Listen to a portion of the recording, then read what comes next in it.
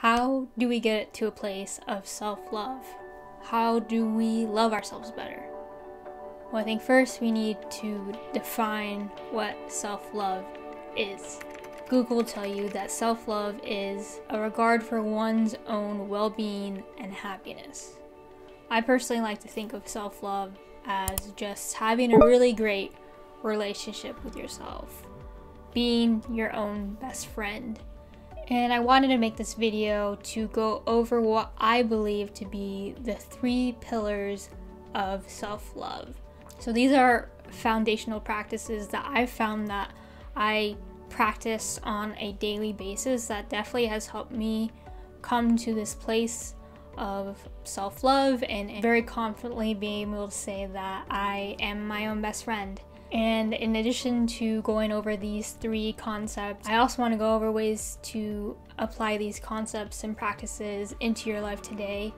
And I guarantee you'll be loving on yourself in no time. So the first fundamental concept or pillar of self-love is mindfulness. I think most of us are familiar with the concept of mindfulness. It's basically being able to be present, to be conscious in the present moment, in the here and now. And for me, when it comes to mindfulness and self-love, I like to think of mindfulness as not just how long you can stay in the present moment, but how quickly you can get yourself back into the present moment. So mindfulness, how do we cultivate more mindfulness in our lives, in our daily lives? Meditation. There's a reason why people advocate for this as much as they do. It works. It changes your life. But I understand that it's a process. I definitely at one point, not that I was opposed to meditation, but it wasn't natural to me, but now I do it every day. I actually do guided meditations. I use the app Insight Timer if you are interested in guided meditations, but I also think mindfulness can also be cultivated in breath. So if meditation feels too not in your reach at the moment, taking time to just take deep breaths when you find yourself worrying about the future or ruminating over the past, breathing does wonders. And the last thing I want to say about mindfulness is the reason why it's so important to self-love is that no amount of regret can change the past, and no amount of worry can change the future. All we really have is right now. The second pillar of self-love is self-awareness. So self-awareness is essentially your ability to notice your own patterns and behaviors, as well as recognizing what feels good and what doesn't feel good. And this is important to self-love because you need to be able to regulate how things make you feel, or if you're doing things that maybe are not the best for you, whether that be mentally, emotionally, physically. And self-awareness, not that it's tricky, but it really takes time, and then it goes back to mindfulness. I'm sure you'll realize that all 3 of these concepts have much of overlap, but going back to self-awareness is that you have to be able to check in with yourself and ask yourself tough questions like, does this person motivate me or do they drain my energy? Do I feel great after I spend 8 hours on social media, or could I cut back a bit? Stuff like this. Or am I working too much? When's the last time I actually gave myself a day off? When was the last time I actually did something just for me? And I think that really is the biggest thing when it comes to self-awareness, is checking in with yourself, asking yourself if you are being healthy, and not just physically your physical health, but your mental health and your emotional health. As I said, self-awareness is very much asking yourself the tough questions, the important questions, but I also think self-awareness can be cultivated in the practice of journaling. So stream of conscious writing, just writing everything that you felt throughout the day, or maybe you do it weekly or even monthly. I think the more often you can do it, the better, so that things don't just pile up and pile on. And the third and the last pillar of self-love, fundamental concept of self-love, I believe, is self-compassion. So compassion is when you have concern for others, and self-compassion is having concern for yourself.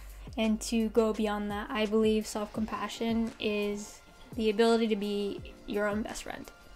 It's the ability to have patience and understanding for yourself in those tough moments.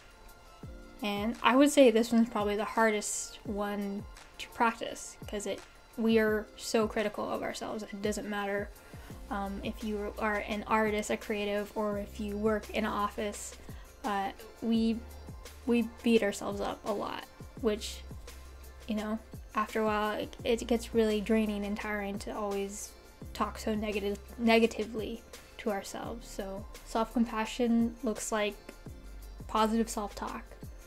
It looks like allowing your time to rest. Also simply just looks like understanding that you're human and you're gonna make mistakes and you need to rest every once in a while. And going back to positive self-talk and being your own best friend, right? I think you've heard the saying, or people talk about this all the time, where, you know, take notice of the things that you say to yourself and really be critical. Would you say those things to your best friend? And it's really just reprogramming your brain to, again, talk to yourself like you are your own friend. You are your own best friend. And I'm sure if you've reviewed the things that you've said to yourself in the past 24 hours, you would not be your own friend. And as I mentioned before, all of these things lend to one another. They all connect. It's not like first you're mindful, then you're self-aware, then you're self-compassionate, and then you'll have self-love. They all are working. They're all gears in the machine of self-love. I know that was so cheesy, but they all work together. And I won't go further into them in this video because I feel like that would be way too long. And again, my whole channel is focusing on helping you put self-love first. So I want to give each practice, each concept, its own attention and time, and go deeper into how we can cultivate more mindfulness, self-awareness, and self-compassion into our lives, and ultimately self-love. The reason why I'm so passionate about helping others cultivate self-love for themselves is, for one, it's changed my life. I have never felt so at home within myself, and I'm 26, you know, and I know I'm still really young and I have a lot of life to live, but I think the sooner you can get to a place where, and this is gonna sound like I don't need anyone, but like, as soon as you're secure in yourself, it just makes navigating life so much easier, because you'll always have you. And the reason why self-love is so important, and that is that, for one, the most important relationship we'll ever have in this lifetime is the one that we have with ourselves.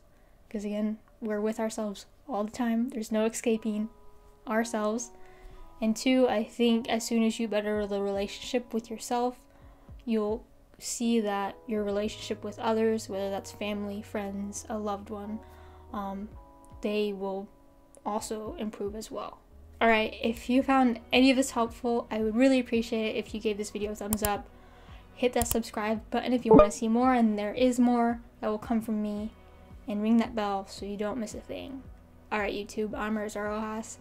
I'm a filmmaker from San Diego, California, and I hope to help you put self-love first. Alright, take care.